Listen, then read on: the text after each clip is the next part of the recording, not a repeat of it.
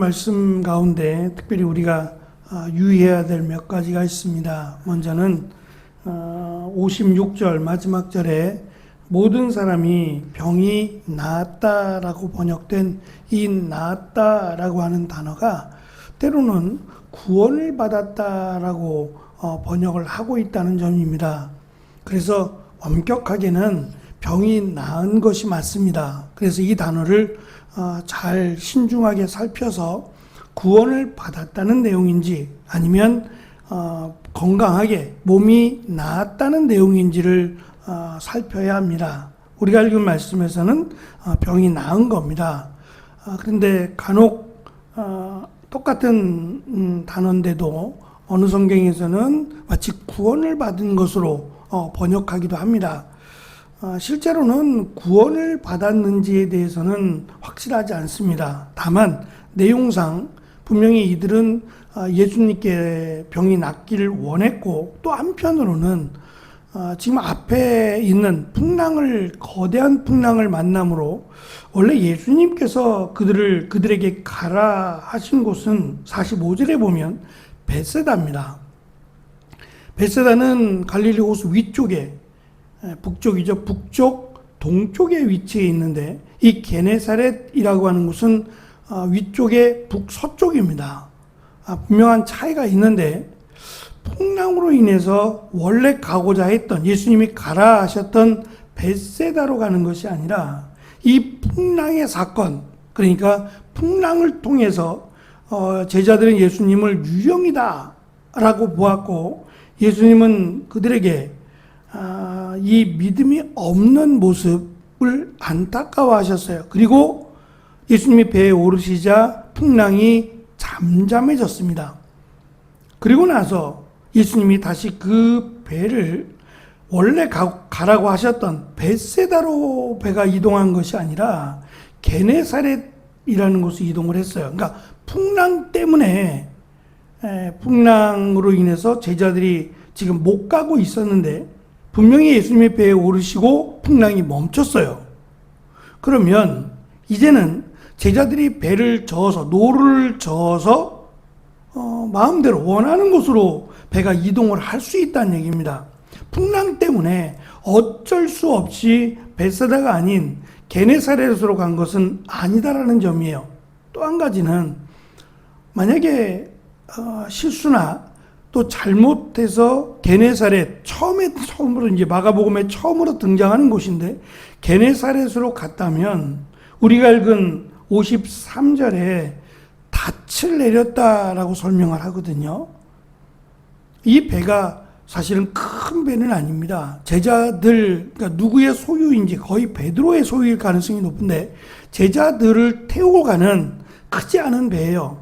근데 이 배에 닻이라고 하면 배가 움직이지 못하도록 떠다니지 못하도록 우리가 잘 아는 무거운 닻으로 만든 건데 이것도 역시 뭐 몇 사람이 들어야 될 만큼의 무게는 아닙니다. 얼마든지 그냥 닻을 내리고 닻을 올리고 하는 일들은 그리 어려운 일이 아니에요. 그러니까 지금 원래 가고자 했던 벳세다로 가야 하는데 잘못해서 제자들이 깜빡하고 게네사렛으로 갔다면 굳이 닻을 내렸다라는 설명을 할 필요가 없어요. 다시 말하면 목적지가 바뀐 겁니다. 이 제자들의 믿음이 없는 모습 때문에 예수님께서 의도적으로 제자들을 지금 게네사렛으로 가게 했다라고 하는 점을 우리가 먼저 알아야 하고 또 제자들이 예수님을 유령으로 알아본 것과 대조적으로 지금 예수님이 배에 타고 계셨음에도 그곳에 있는 사람들이 예수님을 즉시 알아봅니다. 말씀드린 대로 게네사렛은 예수님이 처음으로 지금 마가복음에 의하면 처음으로 가시는 곳인데 어떻게 알아보았을까?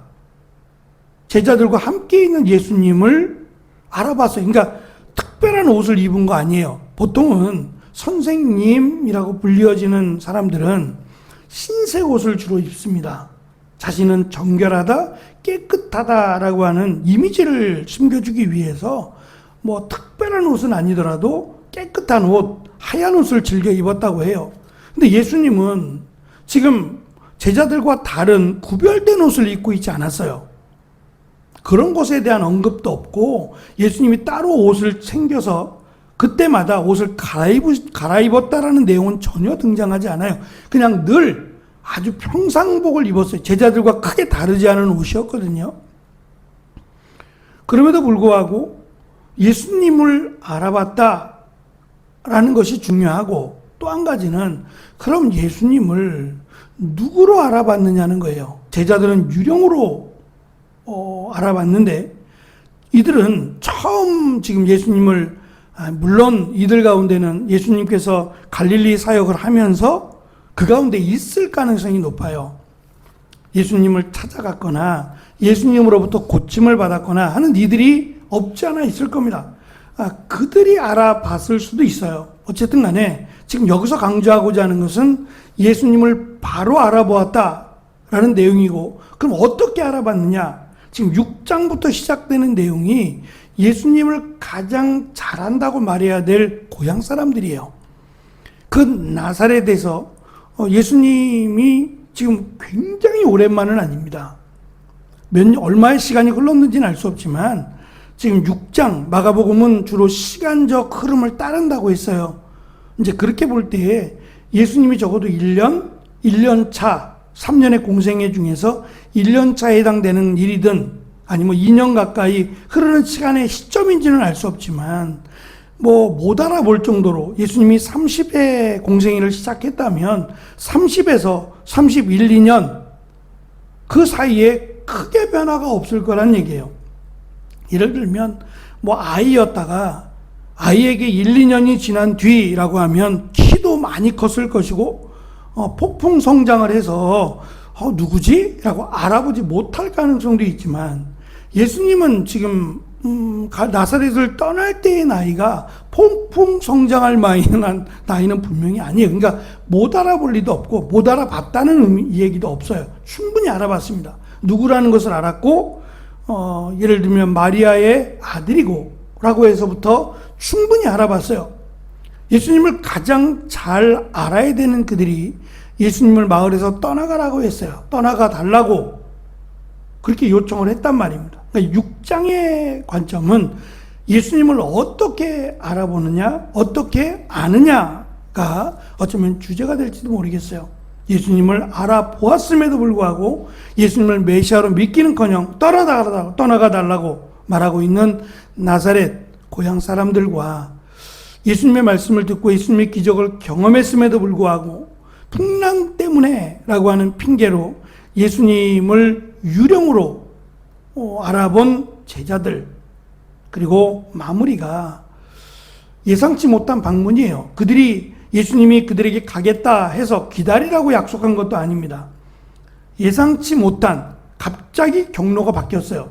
원래는 베세다인데 베세다가 아니라 갑자기 게네사렛이라는 곳으로 가라고 예수님이 말씀하셨을 것이고 그곳으로 갔고 갑작스러운 방문에도 불구하고 그들이 예수님을 즉시 알아봤다라고 하는 내용이 이 6장 전체를 지금 이끌고 가고 있다라는 점에서 그리고 그들이 예수님을 알아본 그것으로 말미암아 특별히 우리에게 영생을 허락해 달라라고 하는 정확한 내용은 없습니다만 예수님이 가는 곳마다 따라다녔다는 것 그리고 예수님에게 예수님의 옷자락이라도 만질 수 있도록 간청했다라고 하는 이 두 가지 점에서 적어도 이들이 예수님을 바라본 예수님을 메시아로 믿었다라고 말할 수는 없어요. 그래서 제가 처음에 말씀드린 이들 모두가 다 구원을 받았다라고 말할 수는 없어요.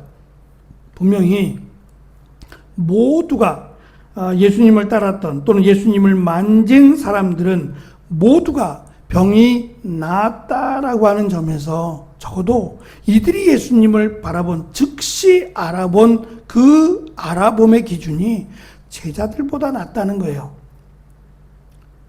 적어도 예수님이 우리의 병을 고칠 수 있다. 예수님이 우리를 치료할 수 있다. 예수님의 옷자락이라도 만지면 병이 낫는다라고 믿었던 그 믿음은 그것이 이제 구원으로 나아가게 했느냐는 또 다른 문제인 것 같고요. 여기서 강조하고자 하는 것은 적어도 이들은 예수님을 간절하게 옷자락이라도 만지면 내 병이 낫는다고 믿었다. 그러니까 그 믿음을 어떻게 결정하느냐는 또 다른 문제인 것 같아요.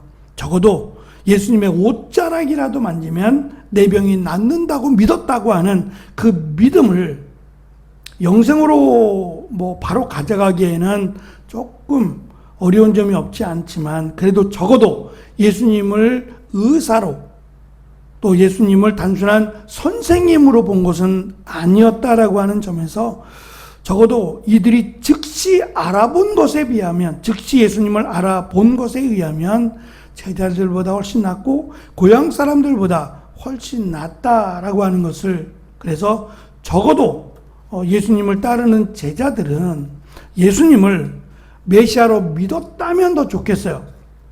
그랬다면 풍랑 가운데서 예수님의 도움을 구했을 거예요. 당장 예수님이 옆에 계신 건 아닐지라도 이 거대한 풍랑 앞에서 죽을지도 모른다는 그 두려움 안에서 예수님을 찾았을 것이고 예수님의 도움, 예수님께 도움을 구했을 겁니다. 그랬다면 또 어떠한 은혜가 그들에게 임했을지 모르겠어요.